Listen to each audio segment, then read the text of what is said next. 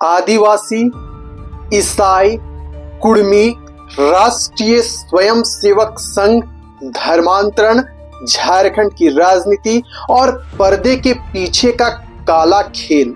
जी हां, आखिरकार झारखंड में चल क्या रहा है? 2019 में जब से मुख्यमंत्री हेमंत सोरेन झारखंड की सत्ता पर काबिज हुए, इस प्रकार का जो शब्द है झारखंड की राजनीति में तेजी से फैला। अगर हम 2024 की बात करें, झारखंड विधानसभा चुनाव संपन्न हुआ, मुख्यमंत्री हेमंत सोरेन दोबारा सत्ता में लौटे, लेकिन उन पर कई सारे आरोप भी लगे। और आज हम जिस विषय पर चर्चा करने जा रहे हैं वह विषय अपने आप में संवेदनशील है। समाज में जो कुछ घटित हो रहा है, उस घटना के पीछे कहीं ना कहीं जो राजनीतिक चाल है, जो सामाजिक पृष्ठभूमि झारखंड में बनते जा रही है और उसके पीछे जो राजनीति हो रही है, उन सब को देखकर यही लग रहा है कि आखिरकार क्या झारखंड के ऊपर कोई बाहरी शक्ति हावी हो गया है? आखिरकार क्यों आदिवासी समाज और कुड़मी समाज के बीच विवाद पहले बढ़ा और अब जाकर आदिवासी और ईसाई समाज आपस में टकरा रहे हैं? कई सारे सवाल हैं और इन्हीं सवालों के बीच एक बात तेजी से फैल रही है और वह बात यह है कि झारखंड की राजनीति जैसा दिखती है, क्या वैसा वास्तविकता में है या सब कुछ पर्दे के पीछे से हो रहा है? और जो घटना तेजी से घट रही है और इसी बात को इंगित कर रही है कि आखिरकार झारखंड को तोड़ने मरोड़ने में कौन लगा है। तो चलिए आज की चर्चा में पूरी विस्तार से आपको बतलाएंगे कि अब तक झारखंड की राजनीति में हमें देखने को क्या मिला।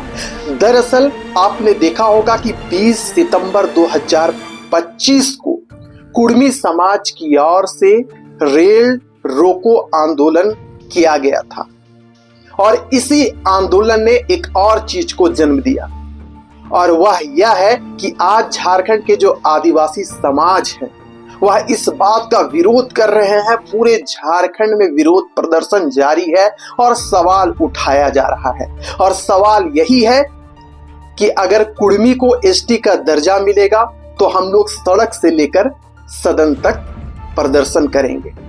समय बीता, 20 सितंबर के बाद विभिन्न आदिवासी समुदाय की ओर से आदिवासी हुंकार महारैली निकाली गई और कहा गया कि हम लोग पहले भी विरोध कर रहे थे और आगे भी करते रहेंगे। वहीं अगर हम कुड़मी समाज की बात करें तो उनका कहना है कि हम अपने हक और अधिकार का मांग कर रहे हैं। हमें आरक्षण नहीं बल्कि सर्वेक्षण चाहिए, संरक्षण चाहिए।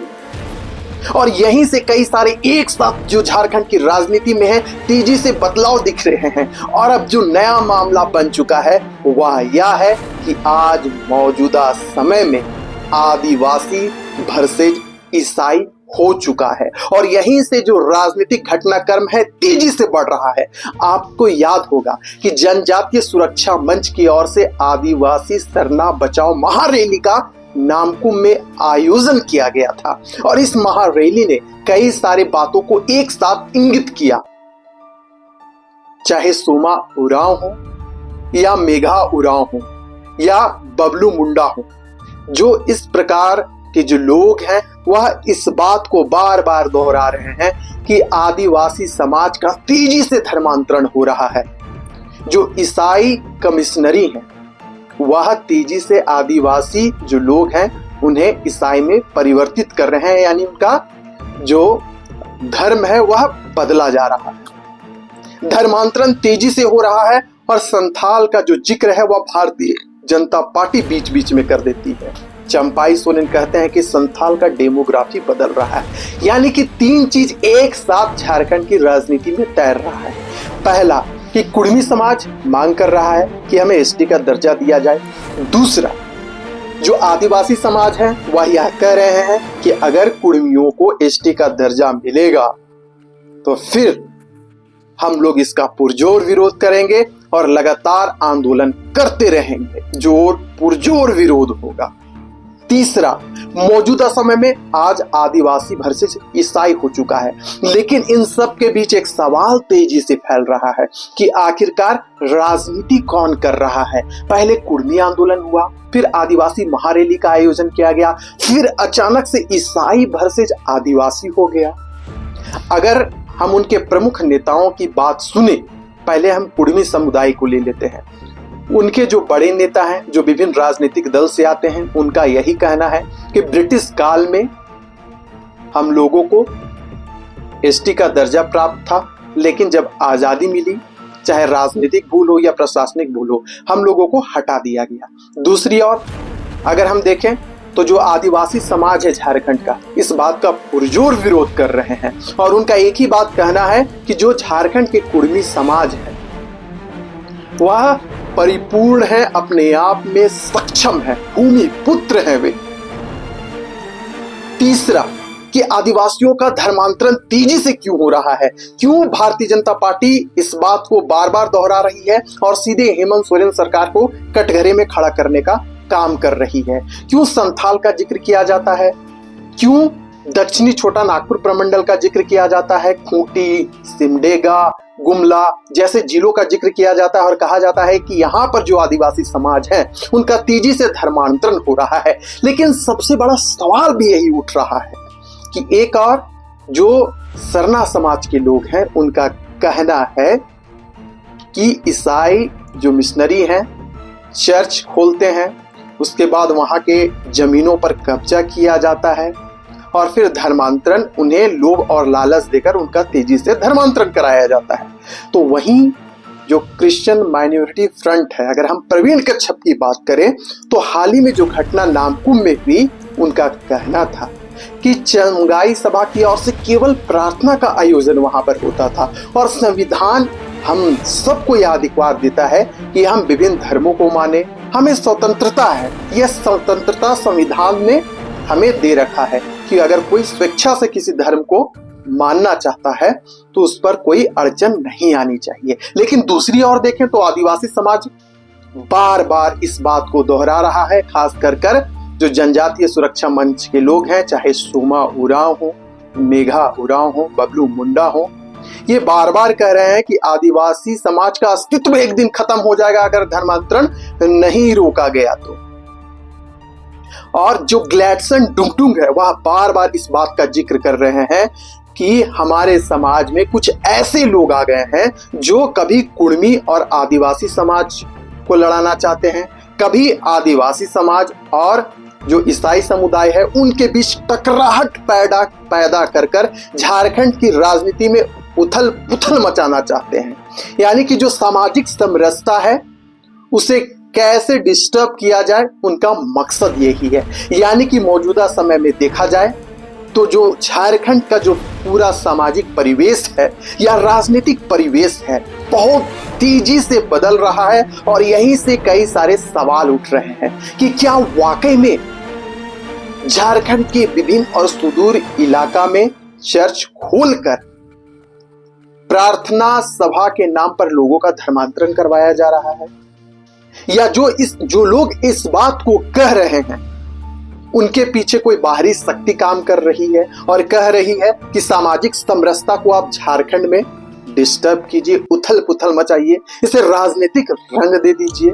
तीसरा, आरएसएस को क्यों कटघरे में खड़ा करने का काम किया जा रहा है। यानी कि अगर हम देखें कुछ लोग हैं समाज के लोग, वह आरएसएस को ही दोषी मान रहे हैं। उनका कहना है कि राष्ट्रीय स्वयं सेवक संघ की ओर से जो विभिन्न जनजाति समाज है उन्हें बहलाया जाता है, फुसलाया जाता है और कहा जाता है कि समाज में आपसी फूट पैदा किया जाए। इसी कारण दो समाज में टकराने का काम कुछ लोग समाज में कर रहे हैं। चाहे ग्लैडसन डुंगडुंग हो जो बार बार राष्ट्रीय स्वयं सेवक संघ को कटघरे में खड़ा करने का काम कर रहे हैं, या कुछ अन्य लोग हों जो बार बार इस बात को दोहरा रहे हैं कि केवल सामाजिक समरसता को तोड़ने का काम किया जा रहा है। पहले समाज से बातें उठकर फिर राजनीतिक दलों पर आ जाती है, यानी कि भारतीय जनता पार्टी और राष्ट्रीय स्वयंसेवक को बदनाम किया जाता है, या यूं कहे उन्हें कटघरा में खड़ा करने का काम किया जाता है और कहा जाता है कि जो भी आदिवासी हैं उन्हें जो राष्ट्रीय स्वयंसेवक संघ है वह हिंदू मानती है, और यहीं से जो पूरा विवाद है उसकी शुरुआत हो जाती है। यानी कि कुल मिलाकर देखा जाए तो झारखंड की राजनीति दो गुटों में मुझे बंटते हुए दिख रही है, यह मेरा व्यक्तिगत विचार है। एक वो जो भारतीय जनता पार्टी को बदनाम करने में लगे हुए हैं, एक दूसरे जो हेमंत सरकार को दोषी ठहरा रहे हैं। उनका कहना है कि धर्मांतरण तेजी से इनके कार्यकाल में हो रहा है, संताल का डेमोग्राफी बढ़ रहा है, और कहीं ना कहीं मुस्लिम समाज को ऊपर भी जो हम कह ले राजनीतिक तंज है वह कसा जाता है। यानी कि कुल मिलाकर देखा जाए, अगर संथाल की बात हो, उत्तरी छोटा नागपुर प्रमंडल की बात हो, दक्षिणी छोटा नागपुर प्रमंडल की बात हो, या कोल्हान प्रमंडल की बात हो जहां से चंपाई सोरेन आते हैं, सब और एक ही सवाल उठ रहा है कि झारखंड की राजनीति में क्या कुछ बड़ा होने वाला है? आखिरकार पर्दे के पीछे चाल कौन चल रहा है, क्यों चल रहा है? क्या समाज के जो लोग हैं समाज को ही बांटने में लगे हुए हैं ताकि उनका जो राजनीति है वह जिंदा रहे? मैं किसी के ऊपर आरोप नहीं लगा रहा, लेकिन जिस प्रकार से राजनीतिक पृष्ठभूमि तैयार हो रही है झारखंड में, लोग आपसी खेमे में पटते जा रहे हैं। यानी कि पहले कुर्मी वर्सेस आदिवासी हुआ, अब आदिवासी वर्सेस ईसाई है। यानी कि देखा जाए कुल मिलाकर तो एक और मुस्लिम समाज को दोषी ठहराया जा रहा है, तो एक और हिंदू समाज को दोषी ठहराया जा रहा है। अब आदिवासी वर्सेस ईसाई हो चुका है। कई सारे लोग हैं जो हेमंत सरकार को कटघरे में खड़ा करने का काम कर रहे हैं, जबकि सरकार का कहना है कि झारखंड का समुचित विकास कैसे हो, कैसे विकास की रूपरेखा तैयार की जाए, कैसे झारखंड को समृद्ध बनाया जाए, यह हमारा प्रयास है। यानी कि कुल मिलाकर देखा जाए यह जो पूरा प्रोसेस है वह आपस में एक गुंथी में बंधता जा रहा है, और बंधते बंधते वह विस्फोटक का रूप लेते जा रहा है। यानी कि सामाजिक विस्फोटक हम इसे कह सकते हैं कि किस प्रकार से कुर्मी आंदोलन हुआ, उसके बाद विभिन्न आदिवासी समाज की ओर से आदिवासी हुंकार महारैली निकाली गई, कहा गया कि सभी आदिवासी एकजुट है, पुरजोर विरोध होगा। अब आदिवासी ही आदिवासी समाज से लड़ रहा है। मेरा कहने का मतलब है कि जो विभिन्न सरना समिति के लोग हैं उनमें आपसी समन्वय की कमी देखी जा रही है, और लोग एक दूसरे के ऊपर आरोप लगा रहे हैं। चाहे निशा उरांव की बात करें, वह कहती हैं कि तेजी से धर्मांतरण हो रहा है, ईसाई मिशनरी को ही वह कटघरा में खड़ा करने का काम करती है। चाहे सोमा उरांव हो, मेघा उरांव हो, आपने देखा होगा कि नामकुम में किस प्रकार से कार्यक्रम का आयोजन किया गया, पुरजोर विरोध किया गया, कहा गया चंगाई सभा की ओर से धर्मांतरण हो रहा है। मांडर जैसे क्षेत्रों का नाम इंकित किया जा रहा है कि वहां पर भी तेजी से धर्मांतरण हो रहा है। यानी कि कुल मिलाकर देखा जाए, जो राजनीतिक विशेषज्ञ हैं, जो समाज को बेहद करीब से जानते हैं, झारखंड की राजनीति को जानते हैं और झारखंड को बेहद करीब से देखते हैं, वह यही बात को दोहरा रहे हैं कि आदिवासी समाज के अंदर आज भी शिक्षा की कमी है, स्वास्थ्य के प्रति जागरूकता नहीं है, उनकी भूमि को लूटा जा रहा है, विस्थापन पलायन जैसे कई सारी समस्याएं हैं, उनके धर्म के ऊपर हमला हो रहा है, उनके संस्कृति के ऊपर हमला किया जा रहा है। जो विदेशी संस्कृति है, जो बाहरी संस्कृति है, उनके संस्कृति के ऊपर हावी हो रही है। यही कारण है कि आदिवासी समाज जो है उसके अंदर धर्मांतरण तेजी से हो रहा है। यानी कि कुल मिलाकर देखा जाए तो इन सब चीज घटनाओं को देखते हुए एक ही चीज लग रहा है कि आखिरकार इन सब राजनीति के पीछे किसका हाथ है। तो चलिए आप ही कमेंट कर बताइएगा कि आखिरकार हाथ किसका है, क्या कुछ चल रहा है समाज में। कमेंट कर जरूर बताइएगा। फिलहाल दीजिए हमें इजाजत।